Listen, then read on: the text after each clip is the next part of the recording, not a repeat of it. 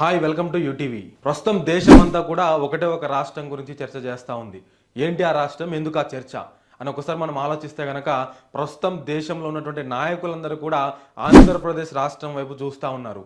ఏం జరిగింది ఆంధ్రప్రదేశ్ రాష్ట్రంలో, ఎందుకు అంతలా చర్చ జరుగుతూ ఉంది?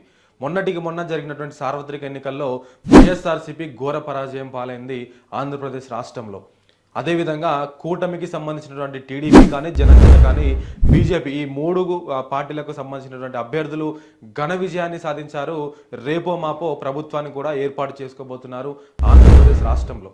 ఒకసారి ఎంపీల విషయానికి మాట్లాడుకుంటే కనుక టీడీపీ నుంచి 16 మంది ఎంపీలు గెలవగా జనసేన నుండి 2 ఎంపీలు గెలిచారు. అంటే మొత్తంగా 18 మంది ఎంపీల యొక్క బలము అటు కేంద్రంలో కీలకమైంది.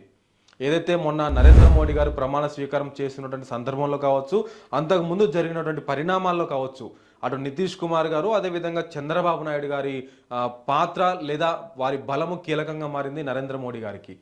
ఎందుకు అంతలా జరిగిందని ఒకసారి మనం ఆలోచన చేస్తే కనుక ఈసారి సౌత్లో సీట్లు అంటే సీట్ల సంఖ్య పెరిగినప్పటికీ కూడా నార్త్లో కొంత మోడీ గారి ప్రభావం తగ్గడము, అదేవిధంగా అదే సమయంలో ఆంధ్రప్రదేశ్ రాష్ట్రంలో అదేవిధంగా అటు తెలంగాణలో చూస్తే కనుక 8 ఎంపీ సీట్లు కూడా ఈసారి భాజపా గెలవడం జరిగింది.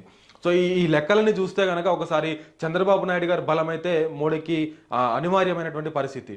మొన్న చూసినటువంటి మీటింగ్లలో కూడా మోడీ గారి పక్కనే చంద్రబాబు నాయుడు గారు వారి కుర్చీ కూడా ఉండడం కూడా మనందరం కూడా చూసాం. సో అయితే ఒకసారి ఈ ఎంపీలకు సంబంధించి మాట్లాడుకుంటే కనుక ఈ 16 మంది ఎంపీల్లో ఈసారి ఆంధ్రప్రదేశ్ రాష్ట్రానికి పెద్దపీట దక్కిందని చెప్పుకోవచ్చా. దాదాపుగా ఆంధ్రప్రదేశ్ రాష్ట్రం నుండి రామ్మోహన్ నాయుడు గారికి కేంద్ర మంత్రి పదవి, అదేవిధంగా గుంటూరు ఎంపీ అయినటువంటి పెమ్మసాని చంద్రశేఖర్ గారికి సహాయ మంత్రిత్వ శాఖ, అదేవిధంగా నరసాపురం ఎంపీ అయినటువంటి భూపతిరాజు శ్రీనివాస్ వర్మ గారికి సహాయ మంత్రిత్వ శాఖ. అంటే ఒకే రాష్ట్రం నుండి ఒక కేంద్ర మంత్రి పదవి, అదేవిధంగా 2 సహాయ మంత్రి పదవులు ఈసారి ఆంధ్రప్రదేశ్ రాష్ట్రానికి రావడం జరిగింది. అంటే ఇంతటితో ఆగుతుందా, ఇంకేదన్నా పెరుగుతుందని మనము ఒకసారి ఆలోచన చేస్తే కనుక అటు బీజేపీ నుంచి గెలిచినటువంటి ఎంపీ అంటే రాజమండ్రి నుంచి ఎంపీగా గెలిచినటువంటి పురంధేశ్వరి గారు కూడా అటు లోక్సభ స్పీకర్ రేసులో ఉన్నట్లుగా కూడా కొన్ని వార్తలు అయితే వినిపిస్తూ ఉన్నాయి.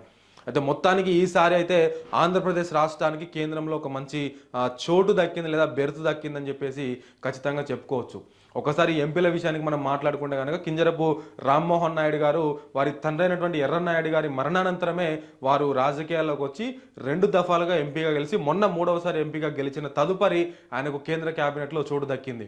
36 ఏళ్ల అతి పిన్న వయస్కుడిగా ఇప్పుడు ప్రస్తుతానికి కేంద్ర మంత్రిత్వ శాఖలో ఆయన ఉన్నట్లుగా కూడా మనకు తెలుస్తూ ఉంది. ఒకసారి గుంటూరు గురించి మనం మాట్లాడుకుంటే కనుక గుంటూరు నుంచి డాక్టర్ పెమ్మసాని చంద్రశేఖర్ గారు గత 2 నెలల క్రితమే గుంటూరు ఆ ప్రాంతానికి వారు రావడం జరిగింది.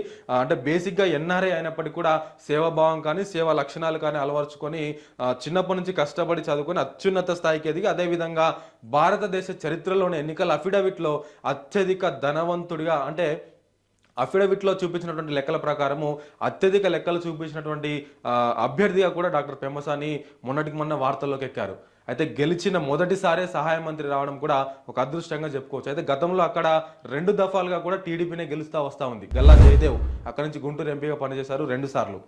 మొన్నటిసారి ఆయన రాజకీయాల నుంచి విరామం తీసుకుంటున్నాను, తిరిగి మళ్ళీ నేను కొంత సమయం తీసుకుని రాజకీయాల్లోకి వస్తానని చెప్పేసి చెబుతూనే డాక్టర్ పెమ్మసాని చంద్రశేఖర్ గారికి అక్కడ నుంచి టికెట్ కన్ఫర్మ్ చేశారు చంద్రబాబు నాయుడు గారు. అయితే ఒకవేళ అక్కడ నుంచి గల్లా జయదేవ్ గారు కనుక ఎంపీగా పోటీ చేసి గెలిచుంటే కనుక ఖచ్చితంగా డాక్టర్ పెమ్మసాని చంద్రశేఖర్ గారి మంత్రిత్వ శాఖ ఏదైతే ఆ మంత్రిగా ఉన్నటువంటి ఆ సీటు ఖచ్చితంగా గల్లా జయదేవ్ గారికి వచ్చేదని చెప్పేసి కొన్ని ఊహాగానాలు అయితే వినిపిస్తూ ఉన్నాయి. మరొకసారి మనం ఒకసారి విజయవాడ గురించి మాట్లాడుకుంటే కేసినేని నాని గారు వారు కూడా గతంలో టీడీపీ హయాంలో అంటే జగన్ వేవ్ ఎంతలా ఉన్నప్పటికీ కూడా టీడీపీ నుంచి వారు 2 సార్లు ఎంపీగా గెలుపొందడం జరిగింది. మొన్నటికి మొన్న వారు టీడీపీకి రాజీనామా చేసి వైఎస్ఆర్సీపీ నుంచి విజయవాడ ఎంపీగా పోటీ చేసి వారు కూడా ఓడిపోవడం జరిగింది. ఒకవేళ టీడీపీ నుంచి కేసినేని నాని గారు గెలిచినట్లయితే అంటే అనుభవ రీత్యా కావచ్చు, వయసు రీత్యా లేదా అంటే ఈ క్యాల్కులేషన్స్ పరంగా చూసుకుంటే ఖచ్చితంగా విజయవాడ నుంచి కూడా ఒక కేంద్ర మంత్రి పదవి భారతదేశంలో ఉండేది అనేది కొంతమంది విశ్లేషకులు చెప్తున్నటువంటి మాట. సో మొత్తానికైతే ఏది ఏమైనప్పటికీ కూడా ఒక కేంద్ర మంత్రి పదవి, 2 సహాయ మంత్రి పదవులతో పాటుగా ఒక స్పీకర్ కూడా వచ్చేటువంటి అవకాశం ఉంది పురంధేశ్వరి గారికి అని చెప్పేసి పెద్ద ఎత్తున చర్చ అయితే జరుగుతూ ఉంది. అయితే రాష్ట్రంలో ఇంకొద్ది గంటల్లోనే చంద్రబాబు నాయుడు గారు 4వ ముఖ్యమంత్రిగా ఆంధ్రప్రదేశ్ రాష్ట్రానికి వారు ప్రమాణ స్వీకారం చేయబోతా ఉన్నారు. అదేవిధంగా పవన్ కళ్యాణ్ గారు కూడా ఉప ముఖ్యమంత్రిగా ఆంధ్రప్రదేశ్ రాష్ట్రానికి వారు ఉండబోతా ఉన్నారు. నాకు తెలిసి అంటే ఆంధ్రప్రదేశ్ రాష్ట్రంలో ఒకే ఒక ఉప ముఖ్యమంత్రి పదవిని ఈసారి ఉంచవచ్చు అని చెప్పేసి మనకు తెలుస్తా ఉంది. ఎందుకంటే మొన్న తెలంగాణలో జరిగినటువంటి ఎన్నికల్లో కూడా బట్టి విక్రమార్క గారితోనే ఉప ముఖ్యమంత్రి పదవిని కట్టబెట్టడం జరిగింది. మరెవరికి కూడా ఆ పదవిని ఇవ్వలేదు. సో ఇటు చూసుకుంటే ఆంధ్రప్రదేశ్ రాష్ట్రంలో కూడా ముఖ్యమంత్రిగా చంద్రబాబు నాయుడు గారు, అదేవిధంగా ఉప ముఖ్యమంత్రిగా పవన్ కళ్యాణ్ గారే ఉండబోతా ఉన్నారు.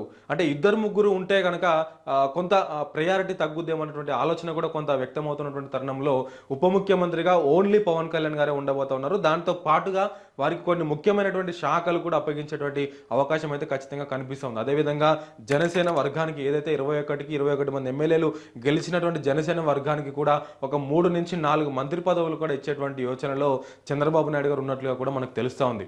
సో మొత్తానికి ఇది ఈ విధంగా ఉంటే కనుక అందరి నోట వినపడుతున్నటువంటి మాట ఏంటి అని అంటే, మరి ఆంధ్రప్రదేశ్ రాష్ట్రానికి ప్రత్యేక హోదా పరిస్థితి ఏంటి? సో అంటే గతంలో జగన్మోహన్ రెడ్డి గారు చెప్పినటువంటి మాట ఏంటి అని అంటే, మన రాష్ట్రంలో ఉన్నటువంటి 25కి 25 ఎంపీ సీట్లు నాకు ఇవ్వండి, రేపు కేంద్రంలో మనము అనివార్యమైతే గనక ఖచ్చితంగా ప్రత్యేక హోదా మీద సంతకం పెట్టిస్తామని చెప్పేసి జగన్మోహన్ రెడ్డి గారు గతంలో చెప్పారు. సో ఏదైతే ఆయన చెప్పారో అది అక్షరాల ఇప్పుడు టీడీపీ ద్వారా రుజువైందని చెప్పేసి మనం చెప్పుకోవచ్చు. సో టీడీపీ ద్వారా ఈ 18 ఎంపీలు కూడా, అంటే టీడీపీకి ఉన్నటువంటి 16 ఎంపీలు, జనసేనకు ఉన్నటువంటి 2 ఎంపీలు కలుపుకొని ఈ 18 ఎంపీలు మొన్న కేంద్రంలో కీలకంగా మారాయి. సో వారి మద్దతు ఎటు ఉంటే వారే ప్రధాని అన్నంత రేంజ్లో కూడా ఈ ఈ అభ్యర్థులందరూ కూడా, అంటే చంద్రబాబు నాయుడు గారి బలం కూడా అక్కడ పెరగడం జరిగింది. సో మరి ఎందుకు చంద్రబాబు నాయుడు గారు మొన్న ప్రత్యేక హోదా అంశాన్ని తెర మీదకి తీసుకురాలేదు, లేదా ప్రత్యేక హోదా మీద ఎందుకు వారు మాట్లాడించలేకపోయారు ప్రధాని మోడీ గారితో అనేటువంటి సందేహాలు అయితే చాలా వరకు వినిపిస్తూ ఉన్నాయి. లేదా ప్రత్యేక హోదాకు బదులుగా ఇప్పుడు ఇచ్చినటువంటి మంత్రి పదవుల ద్వారా రాష్ట్రాన్ని మరింత అభివృద్ధి చేసుకోవాలా, లేదంటే ఇప్పుడు కేంద్రంలో చంద్రబాబు నాయుడు గారు కీలకంగా ఉన్నారు కాబట్టి ప్రత్యేక హోదాకు మించినటువంటి నిధులు ఆ స్థాయిలో తీసుకురావాలా రాష్ట్రానికి అనేటువంటి ఆలోచనలు కూడా వారు ఉన్నట్లుగా కూడా మనకు తెలుస్తుంది. మొత్తానికి ఏది ఏమన్నప్పటికీ కూడా నవ్యాంధ్రప్రదేశ్ ఆశాకిరణం లేదా నవ్యాంధ్రుల యొక్క ఊపిరి అంటే ప్రత్యేక హోదా అని చెప్పి మనం చెప్పుకోవచ్చు. సో ప్రత్యేక హోదా నెరవేరబోతుందా, నెరవేరుతూ ఎప్పటి వరకు నెరవేరుతుందో, ఒకవేళ నెరవేరకపోతే ఆ స్థాయిలో అభివృద్ధి జరుగుతుందా? ఇప్పటికే నాకు తెలిసి అందరూ కూడా, అంటే తెలంగాణలో రియల్ ఎస్టేట్ కొంత డౌన్ అవుతా ఉంది. ఇక్కడ ఉన్నటువంటి ఆంధ్ర ఇన్వెస్టర్లు అందరూ కూడా తిరిగి అమరావతికి వెళ్తా ఉన్నారు. అమరావతిలో మళ్ళీ రియల్ ఎస్టేట్ పుంజుకోబోతా ఉందని చెప్పేసి కొన్ని ఊహాగానాలు వినిపించడమే కాకుండా నిన్నటికి నిన్న కూడా దాదాపు ఒక 50-60 జేసీబీలతో అమరావతి ఆ ప్రాంతంలో కూడా పనులు కూడా షురూ చేసినట్లుగా మనకైతే తెలుస్తూ ఉంది. అయితే త్వరితగతిన చంద్రబాబు నాయుడు గారు ఇప్పటికిప్పుడు అమరావతిని అభివృద్ధి చేసేటువంటి పనులు వారు ఉన్నారు.